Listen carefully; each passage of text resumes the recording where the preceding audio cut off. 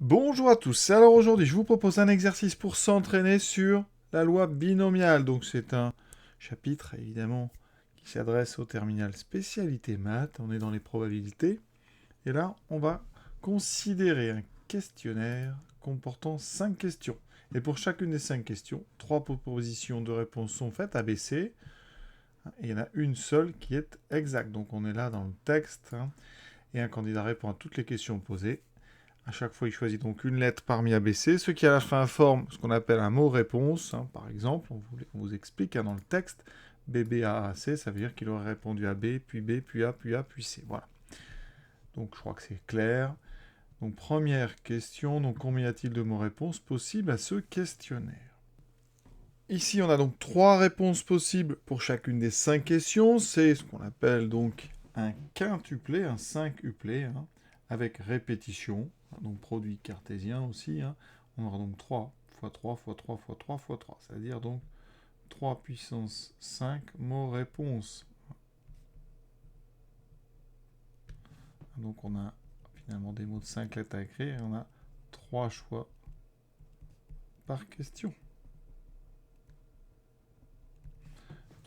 3 au carré, ça fait 9 fois 9, donc 81, donc 80 fois 3, ce qui me fait 243 mots-réponses.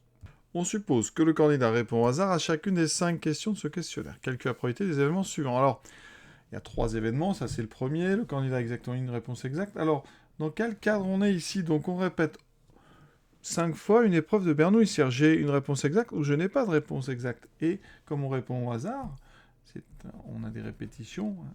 Et en fait, les épreuves sont indépendantes les unes des autres. Donc on est dans un schéma de Bernoulli.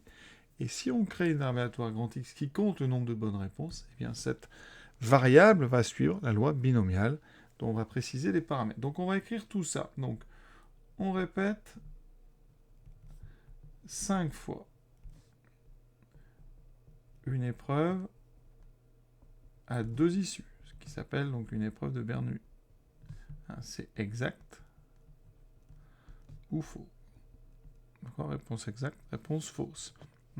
De façon indépendante, parce qu'entre parenthèses, on répond au hasard.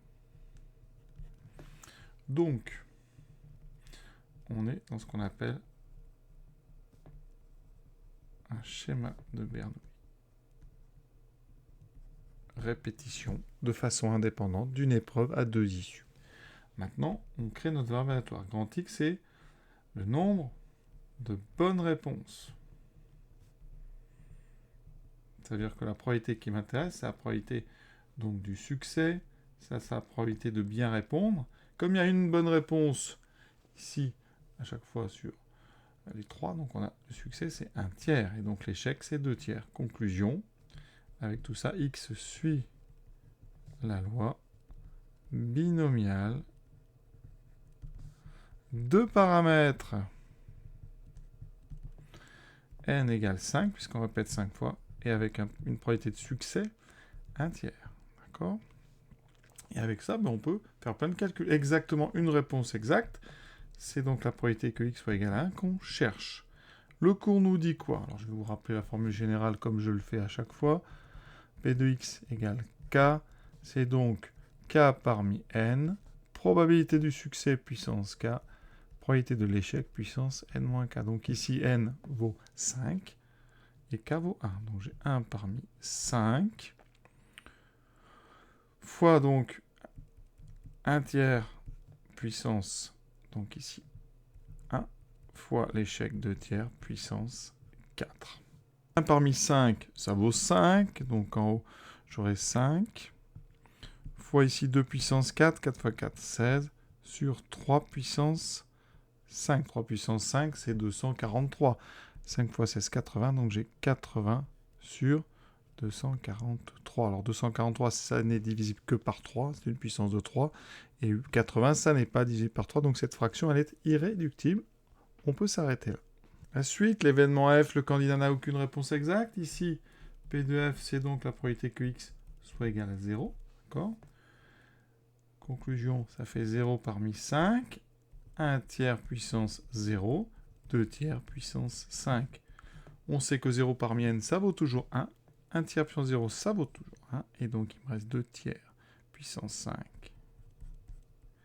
Voilà, ce qui fait donc ici toujours 243. Et en haut, 2 puissance 5 qui vaut 32. Donc, c'est irréductible, puisqu'en haut, on a une puissance de 2 et en bas, une puissance de 3. Maintenant, l'événement G, c'est le mot réponse du candidat est un palindrome. Un palindrome, c'est un mot qu'on peut lire indifféremment de gauche à droite ou de droite à gauche. Alors ici, quand est-ce qu'on a un palindrome? Là, ça n'a rien à voir avec la loi binomiale. Ici, on a 5 lettres.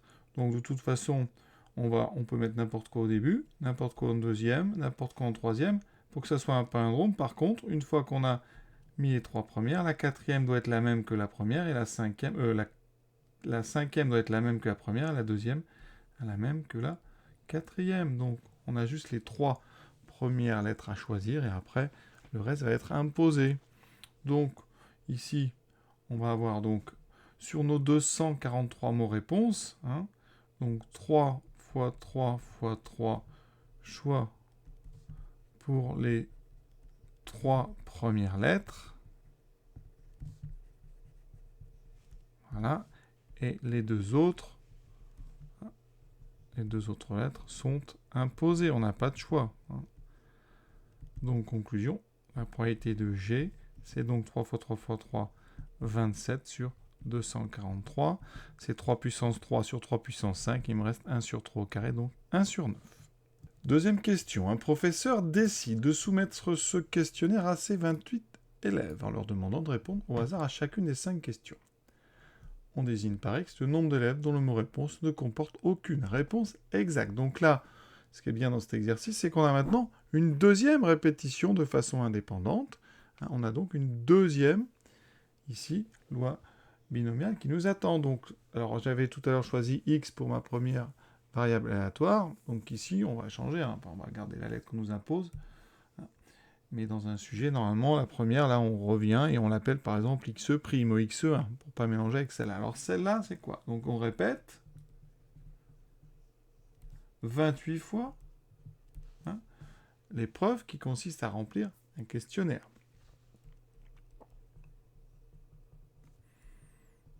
Remplir un questionnaire.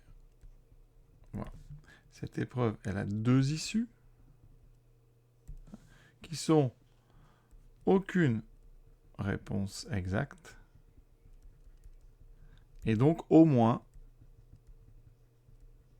une bonne, une réponse exacte. D'accord? Aucune réponse exacte. Ça, on sait quelle est sa probabilité. C'est 32 sur 243. Donc je vais le noter ici.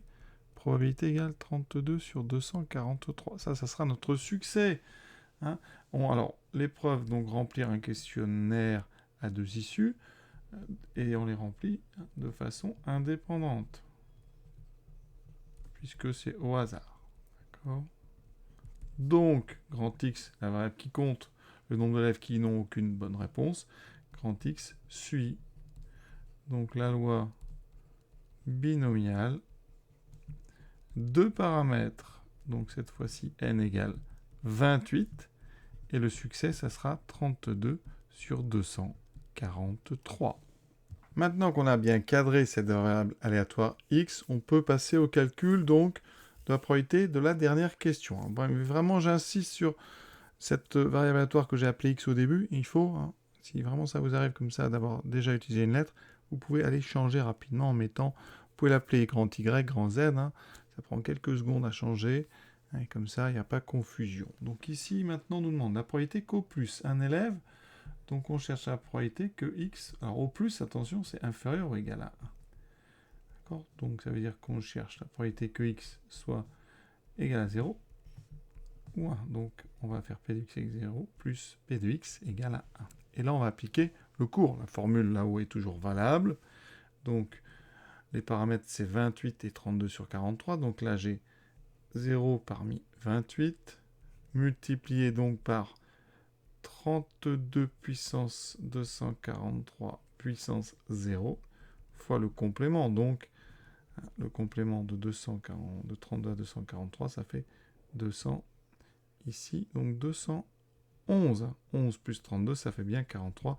Sa puissance, donc 28. Heureusement qu'on a une calculatrice. Plus 1 parmi 28 fois 32 sur 243 puissance 1 fois 211 sur 243 puissance donc 27.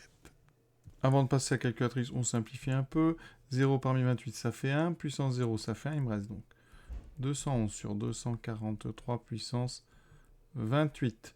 Plus 1 parmi 28 qui vaut 28. Donc 28 fois donc 32 sur 243 fois 211 puissance 211 sur 243 puissance 27.